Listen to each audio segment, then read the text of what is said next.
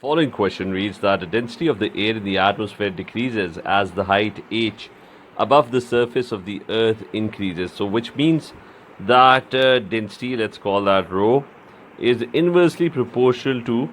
So, density of the air decreases as the height h above the surface of the earth increases. So, it's inversely proportional to h. Now, the pressure of the gas or any substance is proportional to its density. So that means the relationship between density is proportional to pressure. So I can rewrite this same expression as pressure being inversely proportional to height. Because remember, density and pressure, they are directly proportional, so we can replace density with pressure.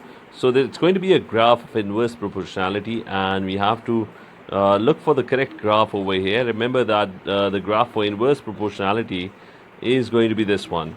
It's going to be a curve that steeps downwards. As the height increases, there's lesser air, there's going to be lesser pressure. So C would be the correct answer for this particular question.